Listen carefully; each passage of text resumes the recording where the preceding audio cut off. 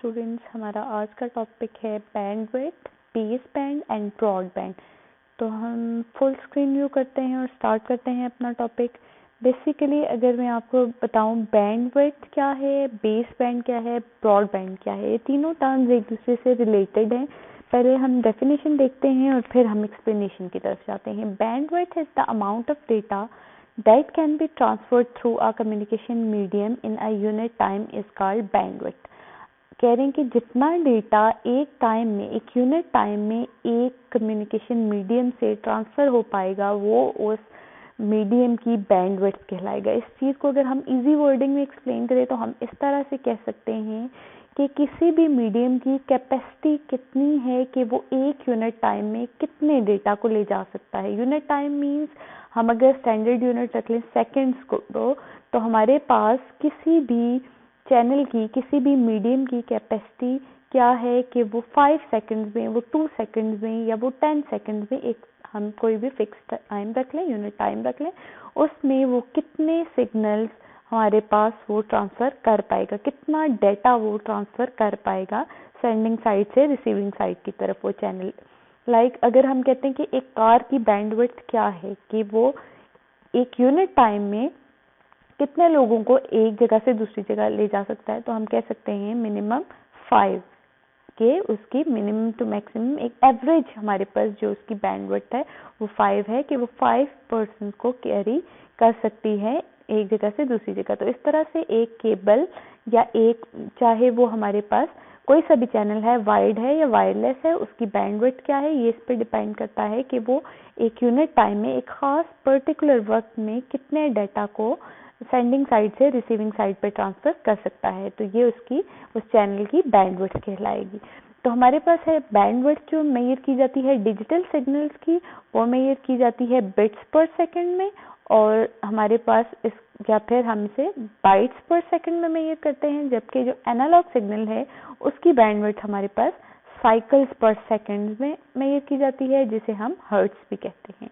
ठीक है, ये हो गया बैंडविड्थ के हमारे पास कैपेसिटी कितनी है किसी भी चैनल की, किसी भी कम्युनिकेशन मीडियम की एक यूनिट टाइम में वो कितना डेटा ट्रांसफर कर सकती है। तो नेक्स्ट हमारे पास आ जाता है जी ब्रॉड बेस बैंड क्या है और ब्रॉड बैंड क्या है। बेस बैंड हमारे पास एक ऐसी टेक्निक है जिसमें डिजिटल सिग्नल्स को क्या किया जाता है, ट्रांसफर किया जाता है एक जगह से दूसरी जगह पे विदाउट चेंज इन मॉड्यूलेशन। इसमें कोई मॉड्यूलेशन या आप कह लें जिस तरह डिजिटल सिग्नल होता है सेम एज इट इज उसको ट्रांसफर कर दिया जाता है।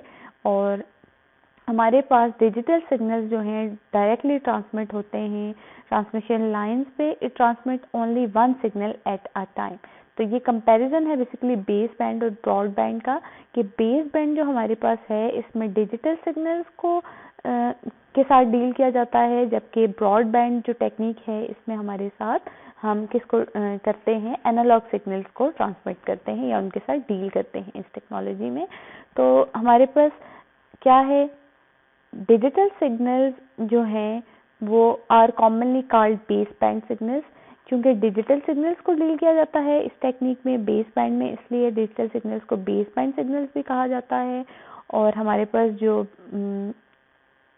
ब्रॉड बैंड टेक्नोलॉजी है उसमें हम क्या करते हैं,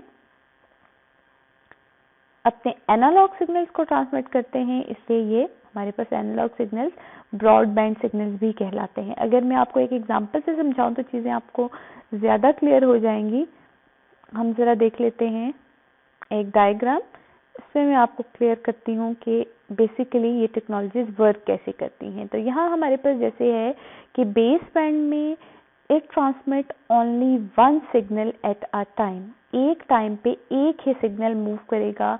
इंस्टेड ऑफ दिस कि उसकी रेंज क्या है, आप कह लें होल सोल पूरा का पूरा एक ही सिग्नल। बेस बैंड में कुछ इस तरह से होता है कि जब हम अपने डिजिटल सिग्नल को मीडियम पे प्लेस करते हैं तो वही एक सिग्नल यहाँ तक आया, इधर से नेक्स्ट इधर मूव किया और इधर से नेक्स्ट यहाँ मूव करेगा। चाहे उसमें स्पेस ज़्यादा थी फिर भी क्या होगा, एक ही सिग्नल एट वन टाइम उस पूरी मीडियम को यूज़ करते हुए ट्रैवल करेगा from source to destination. Base band का कुछ हमारे पास फिर बेस बैंड के एडवांटेजेस हैं, कुछ इसके डिसएडवांटेजेस हैं। इसी तरह ब्रॉड बैंड के भी कुछ एडवांटेजेस होंगे, कुछ डिसएडवांटेजेस होंगे। आप ये कह लें कि बेस बैंड चूंकि at one time one signal को ट्रांसफर करता है तो फिर इसकी स्पीड भी फास्टर है।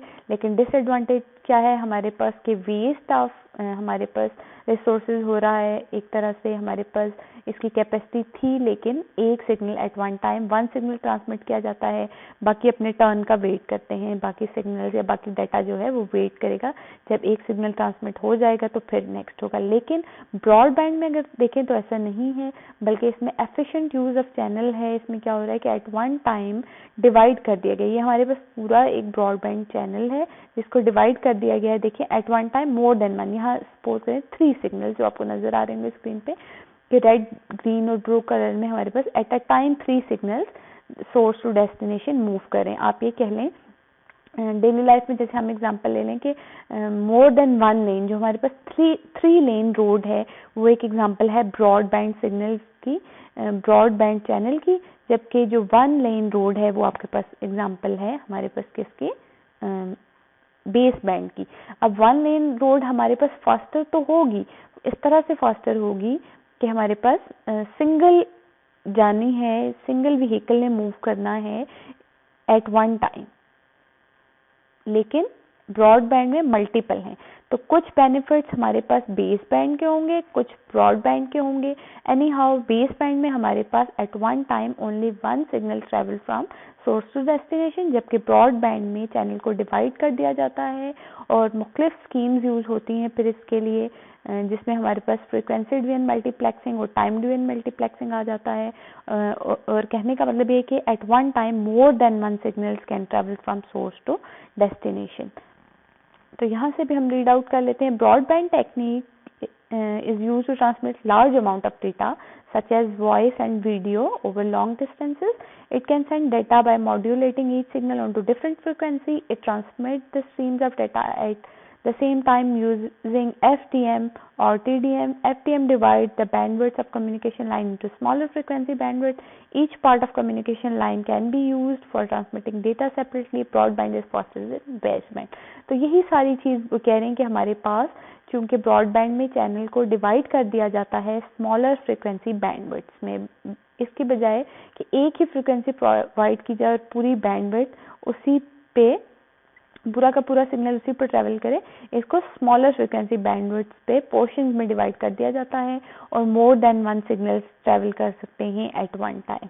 तो ये था हमारे पास कि बैंडविड्थ बेसिकली है क्या, capacity of the channel to transmit data at one time in unit time, और हमारे पास बेस बैंड और ब्रॉडबैंड का डिफरेंस। आई होप आप लोगों को समझ आया होगा। अगर आप लोगों को कोई चीज़ समझ नहीं आती तो आप मुझे कमेंट सेक्शन में कमेंट कर सकते हैं, कोई भी चीज़ पूछ सकते हैं इजीली।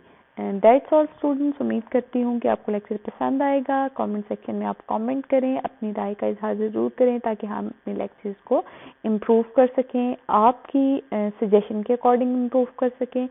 Thank you. अगली वीडियो में एक नेक्स्ट लेक्चर के साथ हाजिर होंगी। जब तक अपना ख्याल रखें। अल्लाह हाफिज़।